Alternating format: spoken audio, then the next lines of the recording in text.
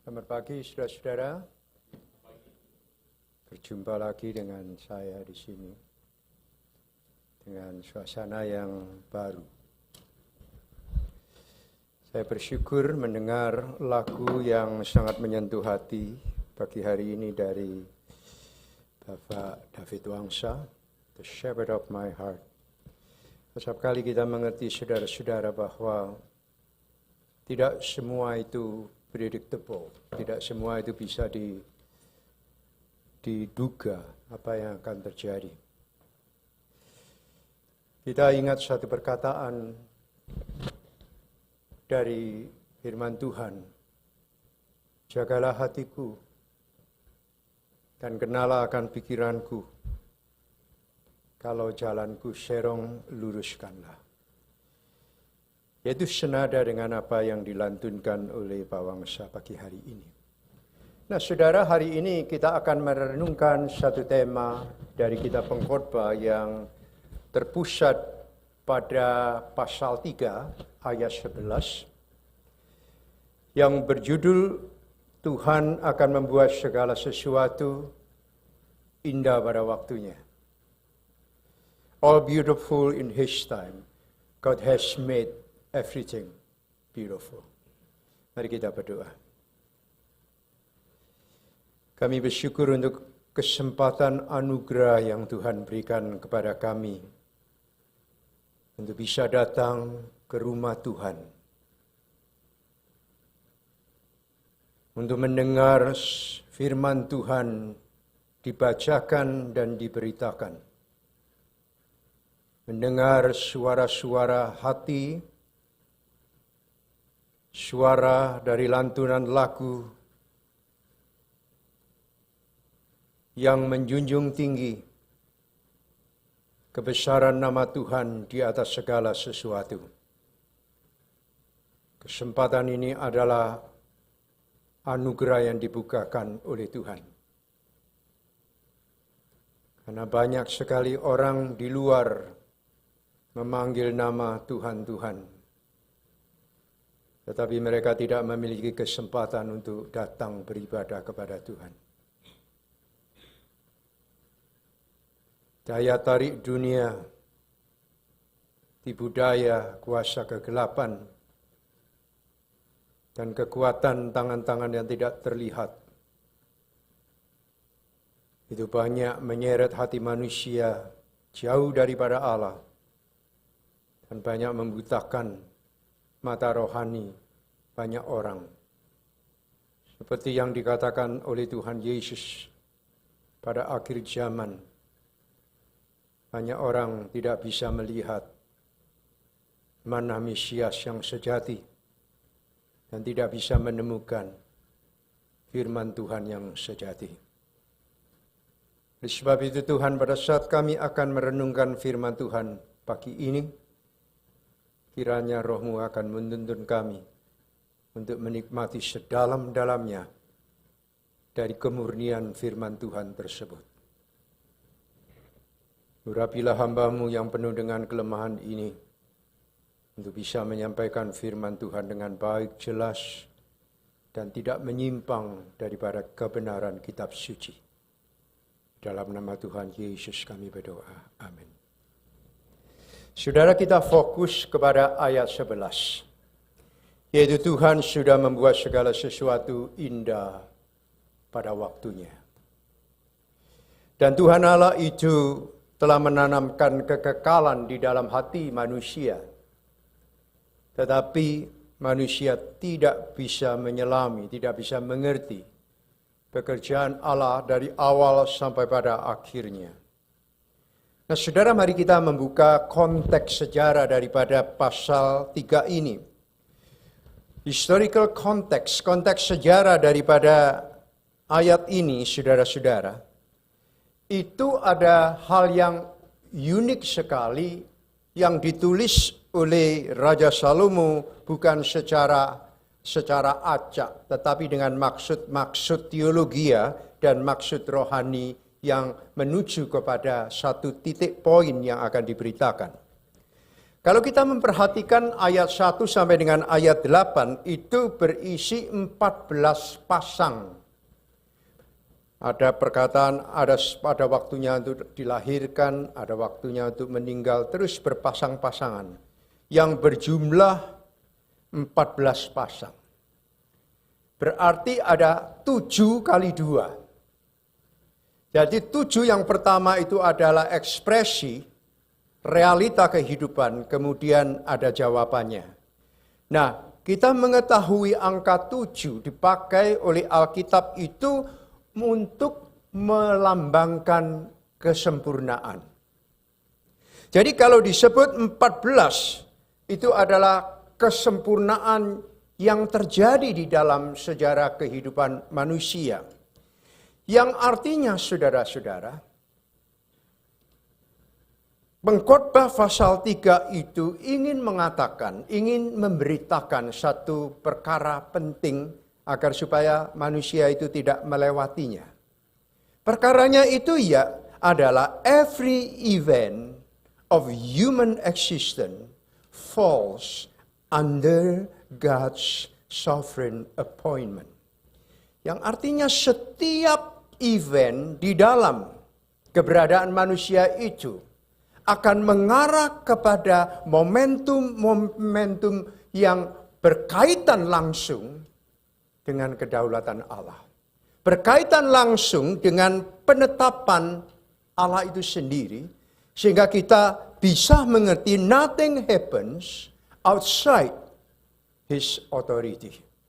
Tidak ada sesuatu yang terjadi secara mendadak atau kebetulan di luar otoritas kedaulatan Allah. Jadi kalau orang itu dilahirkan, itu juga atas kedaulatan Allah. Orang meninggal juga atas kedaulatan Allah. Tidak ada sesuatu yang terjadi di bawah kolong langit itu di luar kontrol daripada kedaulatan Allah. Bahkan Tuhan Yesus lebih detail lagi. Setiap helai rambut daripada kepala kita ini tidak akan pernah jatuh di luar kontrol daripada kehendak Allah. Itulah maksud daripada berita Pengkhotbah pasal 3. Mengapa Tuhan menyebutkan segala sesuatu ada waktunya? Karena segala sesuatu itu tidak bersifat kekal di bawah matahari ini. Itu berita yang pertama. Tetapi berita yang terpenting dituliskannya segala sesuatu ada masanya itu, supaya mata hati orang percaya itu melihat bahwa Allah akan mengerjakan segala sesuatu itu indah pada waktunya. Itulah maksudnya. Itulah maknanya, saudara. Harus kita sadari dengan sebaik-baiknya, sejelas-jelasnya. Kita hidup di zaman yang semuanya itu terjadi secara acak dan juga secara general, yaitu semua orang itu ingin mengharapkan segala sesuatu terjadi secara instan, secara cepat. Kita berdoa supaya cepat terjadi. Kita dilarikan ke emergency room supaya kita cepat disembuhkan. Jadi orang ingin sukses secara cepat. Orang ingin cepat sembuh. Orang ingin cepat mencapai kebahagiaan. Orang berusaha secara cepat untuk mencapai kekayaan. Dan itulah yang diharapkan oleh orang-orang pada saat ini. Tetapi kitab Pengkhotbah mengingatkan kepada kita bahwa kita tidak hidup berjalan menurut jam manusia. Kita tidak dikontrol kehidupan kita menurut jam manusia. Kalau saudara perhatikan, orang nyetir mobil ada yang santai, ada yang siksak dengan kecepatan tinggi, mau katakan saja mau menuju ke gereja. Begitu sampai perbedaannya hanya 2-3 menit. Kalau saudara perhatikan loh ya. Terus ada orang yang menyalip mobil saya dengan kecepatan tinggi sampai di lampu kendaraan itu, dia stop, saya juga stop di belakangnya dia persis. Jadi cepat bagaimanapun juga dia tidak bisa merubah banyak hal. Jadi, kalau kita memperhatikan kehidupan pada saat ini, kitab Pengkhotbah itu mengingatkan kita semuanya bahwa hidup tidak berjalan menurut jam manusia, sama sekali tidak, melainkan menurut waktu Tuhan. Kita tidak bisa merubah segala sesuatu indah menurut waktu kita. Makin kita mencoba untuk merubah segala sesuatu di sekitar kita, menurut standar kemampuan kita, menurut standar apa yang kita miliki, akan berubah menjadi kekecewaan.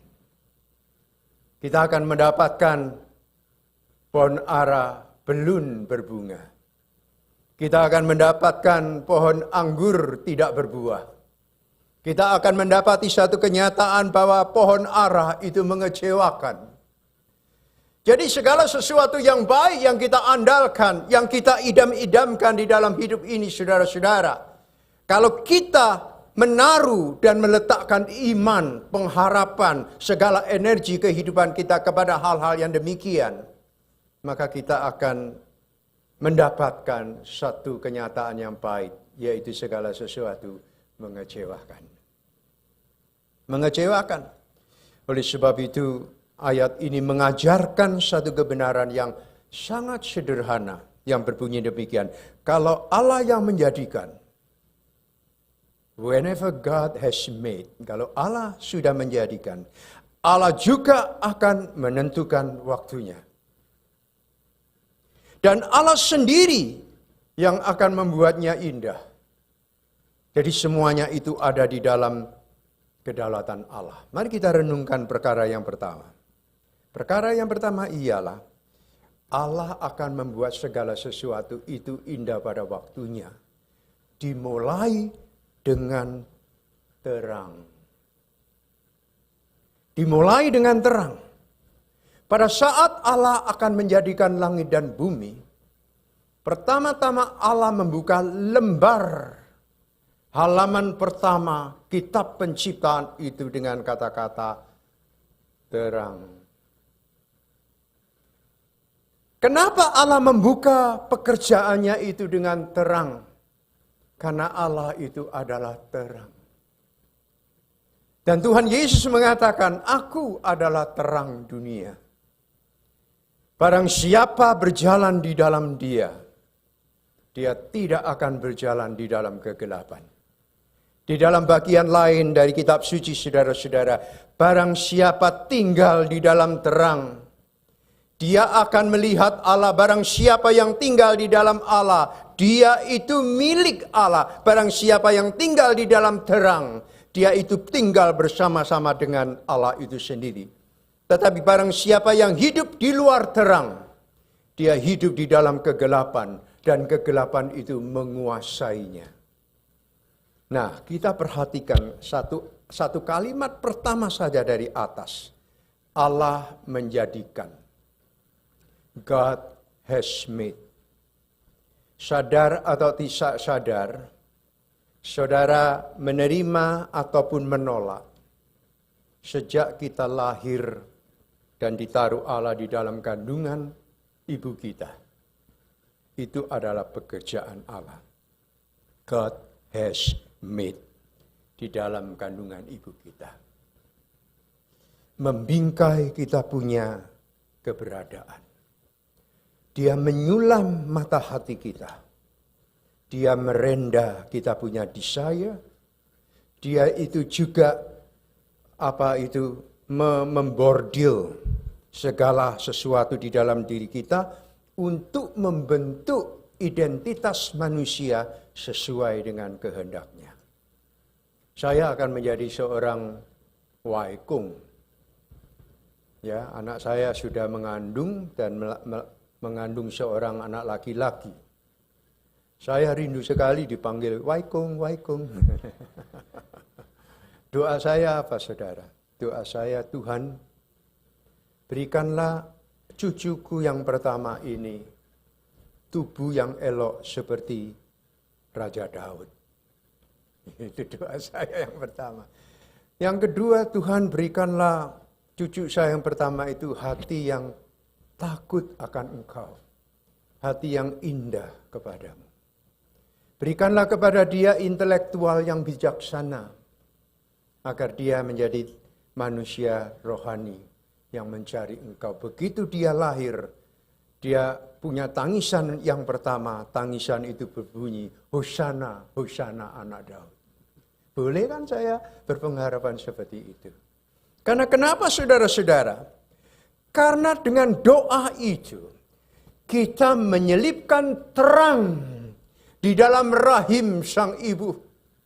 Dengan doa itu kita memberikan sinar wajah ilahi kepada jabang bayi tersebut. Sehingga jabang bayi tersebut itu diharapkan tidak hidup di dalam kegelapan. Dan kegelapan itu menguasai dia. Kegelapan itu menyatroni rahim daripada sang ibu. Itu di luar pengharapan saya, saudara-saudara. Dan harus kita mengetahui Allah membuka kehidupanmu.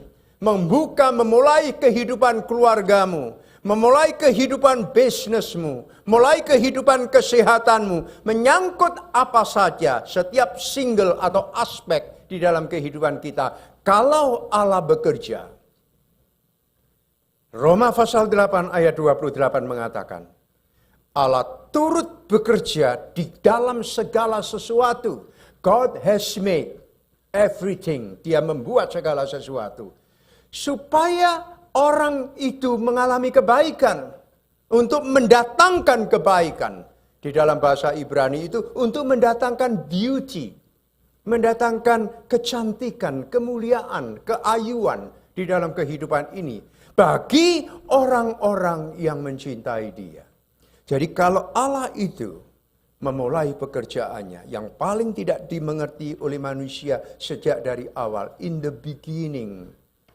Allah itu menciptakan terang, beauty, keindahan, keagungan yang luar biasa. Kalau saudara memperhatikan secara teliti, urut-urutan di dalam kitab Kejadian. Setelah Allah menjadikan terang, maka muncul langit, baru diikuti bumi, lautan, tumbuh-tumbuhan, binatang, kemudian apa yang berkemeriak di dalam laut, dan yang terakhir adalah manusia. Jadi dibuka dengan terang, maka segala sesuatu itu ada di dalam terang. Kegelapan disingkirkan lebih dahulu, terang menguasainya. Sehingga apa yang terjadi? Semuanya diterangi. Dari angkasa sampai di bawah bumi itu mengalami terang. Dan apa yang dilakukan setelah itu? Tuhan mengatakan, it was good. Very, very good. Dalam ungkapan bahasa Ibrani itu dikatakan, Adonai barah tov me'od. Tuhan itu melihat, Tuhan itu menjamah, Tuhan itu menciptakan. Dan dia mengatakan baik dan sungguh sangat baik. Ketika saya dilarikan ke rumah sakit, saya tidak merasakan sakit. Cuman heart rate saya ini 148, 150. Haji Ilan itu teks saya bolak-balik, ayo cepat ke gawat darurat terus. Akhirnya anak saya yang di New York telepon saya, jadi kamu harus ke IR. Akhirnya dengan sangat terpaksa saya ke IR. Saya ke IR, begitu diperiksa, buru-buru semua orang, dokter-dokter sibuk semuanya dilarikan sana sini. Akhirnya didapati saya kena sepsis.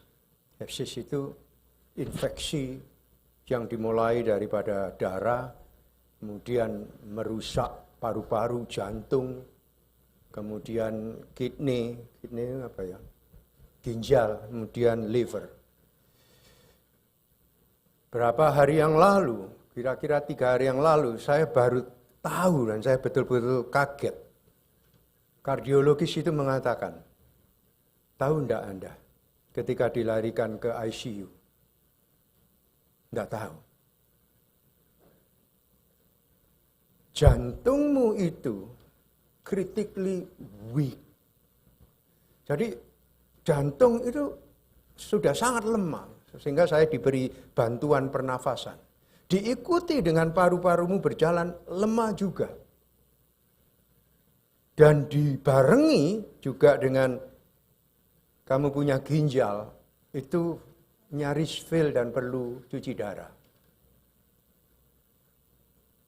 Jadi dokter berusaha untuk mempertahankan hidupmu dengan 2 option. Kalau bisa akan berlanjut hidup terus, kalau tidak ya meninggal dunia. Dokter ngomong-ngomong sama istri saya. Dia mengatakan, istri saya mungkin tanya, bagaimana? Terus dokter menjelaskan, sangat kritikal, sangat severe.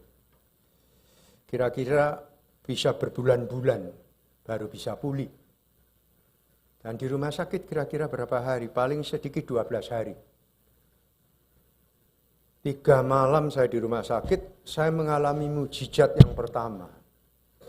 Mukjizat yang pertama, paru-paru saya tertolong.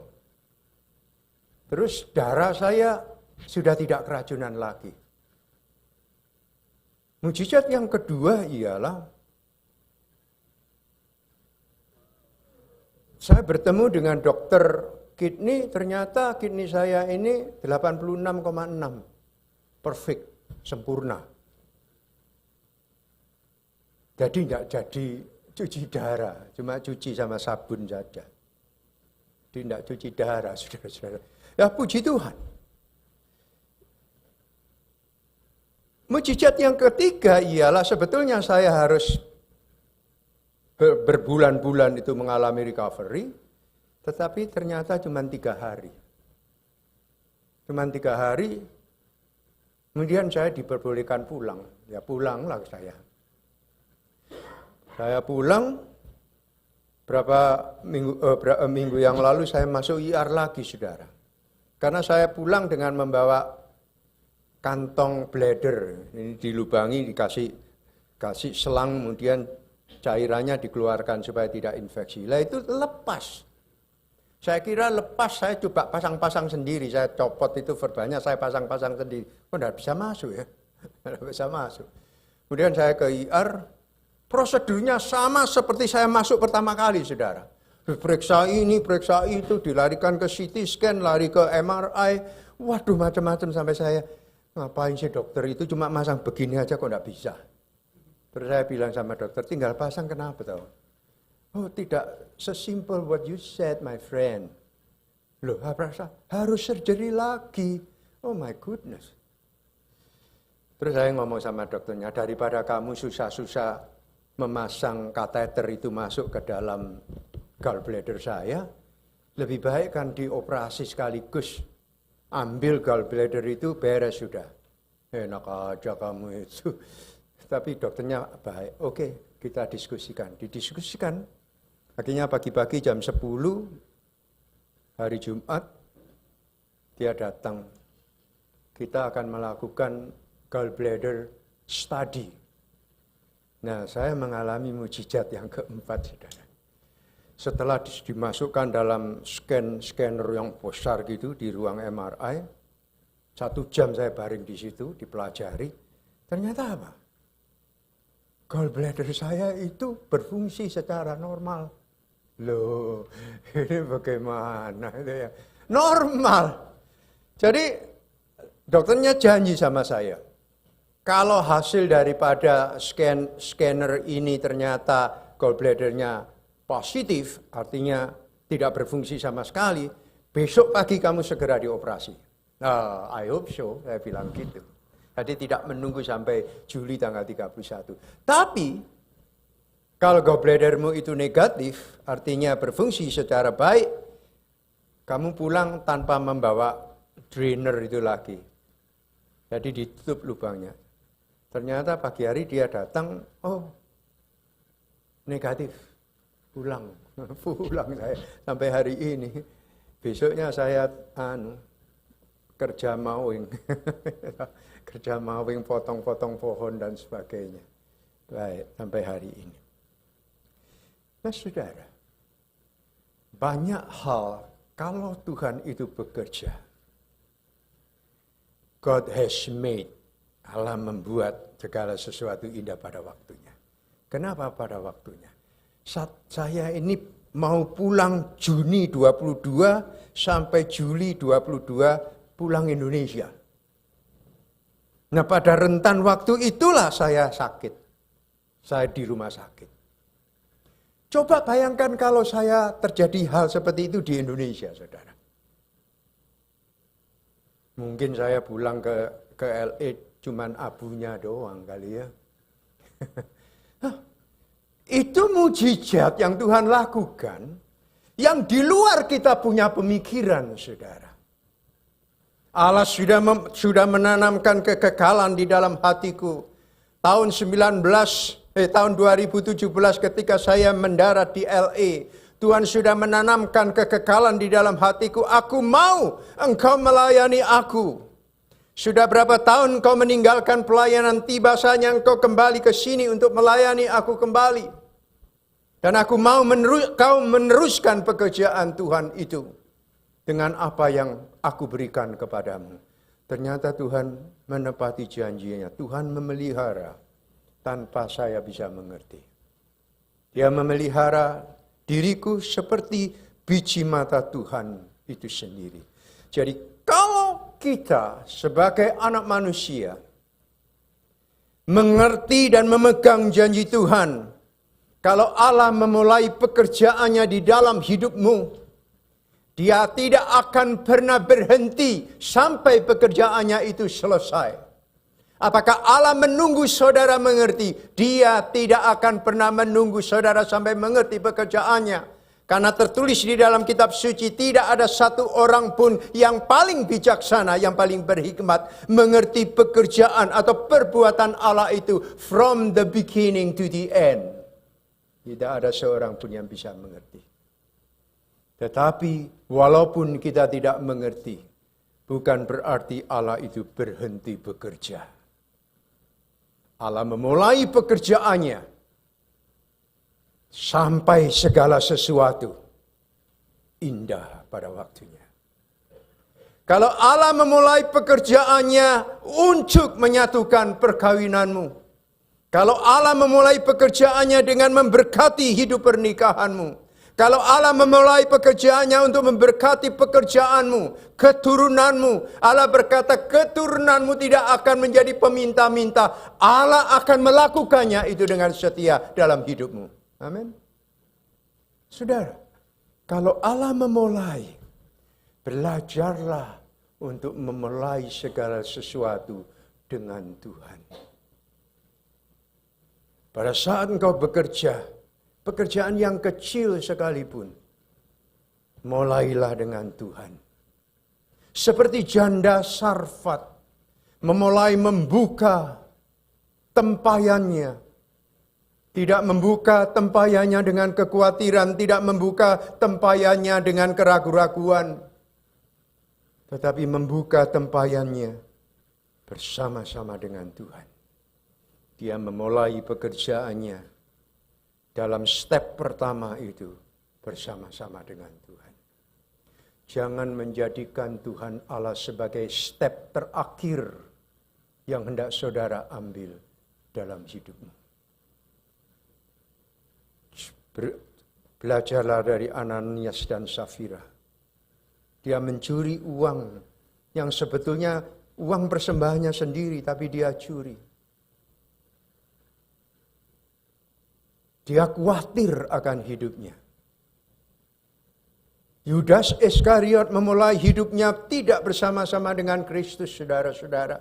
Dia memulai hidupnya dengan cinta akan uang. Dan firman Allah mengatakan, barang siapa yang memulai hidupnya dengan cinta akan uang, dia berakar di dalam kejahatan.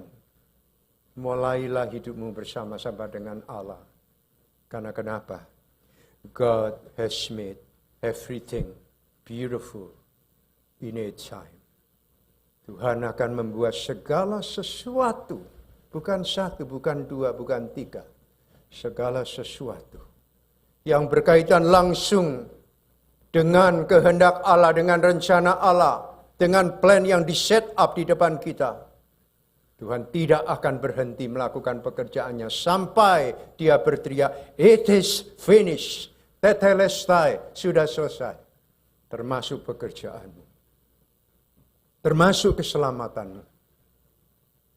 Segala sesuatu mulailah bersama-sama dengan Allah. Allah melakukan pekerjaannya tidak berakhir dengan vanity. Tidak berakhir dengan kesia-siaan. Memang di dalam ayat 1 sampai ayat-ayat selanjutnya berbicara tentang segala sesuatu ada waktunya. Ada waktunya Allah membiarkan engkau berderai-derai air mata. Ada waktunya Tuhan membiarkan engkau hidup di dalam kecemasan dan ketakutan. Ada waktunya saudara diombang-ambingkan oleh situasi yang tidak menentu. Tetapi sekali lagi saudara, segala sesuatu ada waktunya. Jangan terus kita berfokus kepada apa yang bergejolak di permukaan. Kalau kita fokus kepada apa yang bergejolak di permukaan, iman kita ini juga diombang-ambingkan. Ketakutan kita itu seperti dibakar di tungku api. Kekhawatiran kita itu semakin diperpanjang, saudara. Dan rasa pahit itu akan semakin dipertegas oleh situasi tersebut.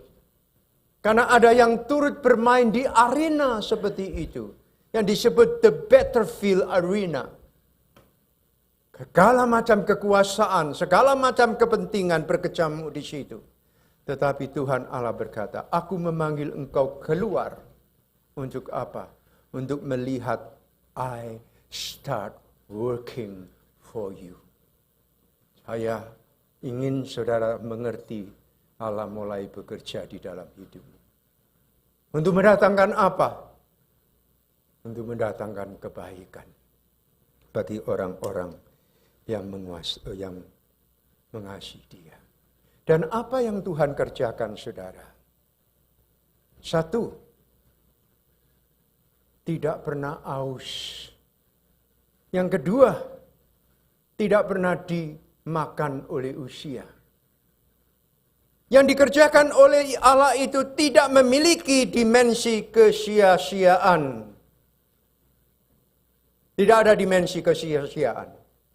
Yang dikerjakan oleh Allah itu dari awal sampai akhir, dimulai dengan terang, akan terus menerangi.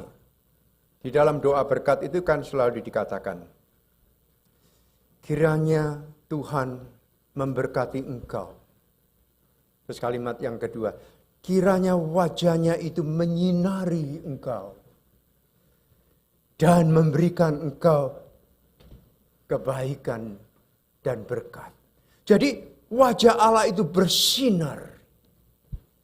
Dan Tuhan Yesus memperkenalkan diri kepada gerejanya. Dia adalah the Shekinah Yahweh. Cahaya kemuliaan Allah. Oleh sebab itu barang siapa yang tinggal di dalam Kristus. Dia tinggal di dalam cahaya kemuliaan Allah. Dan tidak ada kegelapan menguasai dia, saudara-saudaraku. Dan Allah memulai segala sesuatu di dalam terang. Maka terang itulah yang membawa saudara kepada satu cetusan firman yang maha indah. Beautiful in its time. Indah pada waktu segala sesuatu yang engkau miliki itu. Pekerjaanmu has a time. Kekuatan tubuhmu memiliki waktu. Hubunganmu antara istri dengan suami ada waktunya. Semua ada waktunya. Kenapa ada waktunya? Supaya kita semuanya sadar. Ada waktu kita, ada waktu kehidupan di bumi yang bersifat sementara. Tetapi ada waktu lain yang kita perlu sadari dengan baik. yaitu waktunya Tuhan. Nah, waktunya Tuhan itu selalu baris bersama-sama secara tidak terpisahkan. Yang dikatakan di dalam Pengkhotbah pasal 3 ayat 11 dimulai dengan God has made, Allah melakukan. Yang kedua adalah beautiful, indah. Dan yang ketiga adalah waktunya. Jadi ada 3 hal yang perlu kita sadari. Jadi kalau Allah itu memulai pekerjaannya di dalam hidupmu, Dia akan mengarahkan hidupmu kepada beautiful, kepada keindahan, kepada beauty, sesuai dengan rencana dan rancangannya. Rick Warren menulis, Allah menciptakan engkau dengan tujuan yang utama, yaitu didesain menurut kehendaknya sendiri. Walaupun saudara berlang-lang buana di dalam dunia, saudara akan diambil kembali oleh Tuhan, di-realign, disejajarkan kembali arah kehidupan saudara kepada kehendaknya. Yang ketiga adalah waktunya. Kita punya waktu, tapi waktu kita sementara. Tapi pada saat Tuhan mengaplikasikan waktunya. Nah ini. Pada saat Tuhan mengaplikasikan waktunya itu, maka kita mengalami apa yang disebut mujizat. Dokter mengatakan kepada saya, 12 hari dan berbulan-bulan pulih. Tapi Tuhan mengatakan, no, 3 hari saja. Dokter mengatakan, ginjalnya harus cuci darah. Paling sedikit fungsinya harus 6. Paling rendah itu sudah boleh bisa hidup. Tapi Tuhan mengatakan, no, enggak 6, enggak 3, enggak 4. Aku kasih 86,6. Nah itu kan, itu enggak usah cuci darah. Paru-parunya sampai saya harus dikasih bantuan pernapasan. Karena saya itu enggak bisa bernapas. Gitu. Istri saya lihat saya, baru kali ini saya melihat istri saya menangis sungguh-sungguh kepada saya ya. Ya nangis ya, nangis. Sampai saya, apa saya ini mau mati ya Kak, ditangisin seperti itu ya. Ternyata dia tahu bahwa hidup saya kritikal sekali, dan saya sendiri yang punya hidup tidak tahu. Nah saudara, tapi Tuhan mengatakan, no, paru-parunya aku kasih sehat. Jadi, pada saat Tuhan itu mengarahkan hidup seseorang pada titik terakhir, dokter mengatakan kepada saya, kamu pulang, kamu mau ambil gallbladder as soon as possible, oke? Atau kamu menunggu dalam jangka waktu yang lama, oke juga? Atau kamu tidak mau operasi, ya tidak apa-apa. Tapi medical recommendation, oleh karena kamu sudah kena sepsis, lebih baik diambil. Jadi Tuhan itu melakukan segala sesuatu di luar kita punya kalkulasi. Percaya enggak itu? Dulu di koran Kompas kan ada tulisan believe it or not gitu ya. Saya selalu memilih not. Not. Kalau sesuatu harus dimulai dengan keraguan-raguan. Nah, Immanuel Kant itu everything must be doubted. Harus diragukan. Seperti Thomas sebelum mencucukkan jariku ke dalam lubang bekas paku. Sekali-kali aku tidak percaya. Tapi Tuhan Yesus mengatakan, percayalah dan jangan sampai tidak. Saudara, jangan menunggu saudara mengerti tentang apa yang sedang terjadi di dalam hidupmu. Semakin saudara ingin mencoba mengerti, semakin saudara tidak akan mengerti. Sebab firman Allah mengatakan, no one able to understand the work of the Lord from the beginning to the end. Percayalah satu perkara, Allah akan membuat segala sesuatu di dalam hidupmu beautiful, indah pada waktunya. Kuncinya apa? Kuncinya apa saudara? Hiduplah di dalam terang. Berjalanlah di dalam terang. Dr. Stephen Tong di dalam khotbahnya yang terakhir, dia mengatakan, bertobatlah dan hidup kudus. Saudara dituntut untuk hidup bertobat. Jangan mempermainkan Allah dengan memanipulasi seolah-olah saudara setia kepada Tuhan. Padahal didapati saudara zero. Saudara miskin di hadapan Tuhan. Jangan saudara-saudara merasa saudara cinta kepada Tuhan. Tetapi ketika Tuhan mengecek saudara, saudara tidak mencintai dia, saudara mencintai dunia. Oleh sebab itu hidup di dalam panggilan pertobatan. Bertobat engkau dari dosamu. Bertobat engkau dari pilihanmu yang lebih cenderung, yang lebih berat kepada dunia. Bertobatlah dari pilihan seperti itu. Pilihlah sorga. Seperti Tuhan Yesus mengatakan, carilah lebih dulu the primary one. Kerajaan Allah itu adalah kerajaan terang. Jangan menjadi orang Kristen yang separuh-separuh. Separuh di dalam terang, separuh di dalam gelap. Tuhan Yesus berkata, kalau engkau adalah anak terang, tinggallah di dalam terang. Jangan tinggal di dalam terang berjubah kemunafikan. Berjubah kepura-puraan. Bertobat. Percayalah kepada Tuhan. Karena Tuhan itu baik kepadamu. God is good all the time. In all situations. Just for you and to you. Dan dia tidak pernah mengkhianati engkau, saudara. Allah itu setia. Jadi kita dipanggil oleh firman Allah. Kalau engkau ingin mengalami God has made everything beautiful in its time. Kalau saudara mendambakan, saudara mengharapkan Tuhan Allah bekerja untuk segala sesuatu di dalam kehidupan kita itu indah pada waktunya. Bertobatlah engkau. Hiduplah dalam pertobatan. Dan jadilah kudus di hadapan Tuhan. Pikiran kudus. Motivasi kudus. Berbicara kudus. Dan hidup di dalam terang yang sejati. Dan biarlah firman Tuhan hari ini saudara-saudara mengingatkan kita semuanya. Dan firman Tuhan ini juga mengingatkan saya. Saya seorang hamba Tuhan. Saya tidak imun terhadap kuasa kegelapan. Saya tidak imun terhadap pencobaan. Saya tidak imun terhadap ancaman kematian. Tapi satu hal yang saya bisa hidup sampai hari ini. Karena anugerah Tuhan. Dulu saya tidak mengerti mungkin. Tetapi setelah apa yang terjadi di dalam hidup saya. Saya berada di dalam pinggir antara mati dan hidup.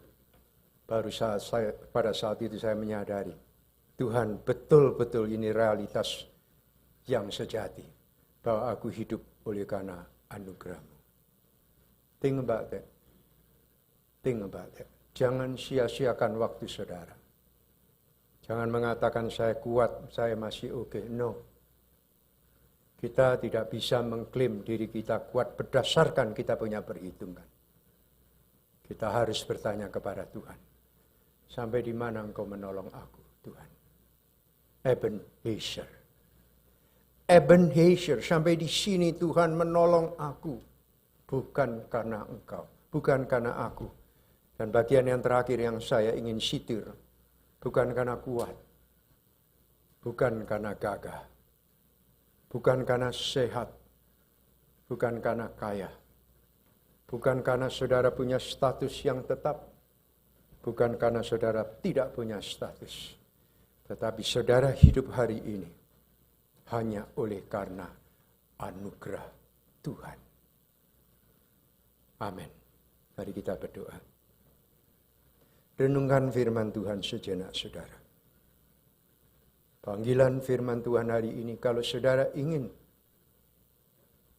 Tuhan memulai pekerjaannya di dalam hidupmu untuk mendatangkan keindahan. Tinggalkan hidup berdosa. Tinggalkan hidup memanipulasi di hadapan Tuhan. Bertobat dan hidup kudus. Kami bersyukur kepadamu Tuhan. Engkau sudah berkata-kata kepada kami pada pagi hari ini. Kami diciptakan oleh Tuhan dan kami milik Tuhan. Engkau menanamkan kekekalan di dalam batin kami, supaya kami mencari Tuhan seumur hidup kami. Supaya kami hidup dalam pertobatan dan kekudusan, agar kami melihat segala sesuatu yang dikerjakan Tuhan itu indah pada waktunya. Kiranya Roh Kudus akan terus menerjemahkan firman Allah di dalam hati anak-anak-Mu hari ini, agar bukan saja mereka memperoleh penghiburan dan kekuatan, tetapi hidup di bawah kedaulatan Allah secara sukarela, dengan penuh kesetiaan dan kesungguhan. Terpujilah nama Tuhan, dalam Kristus Yesus kami berdoa.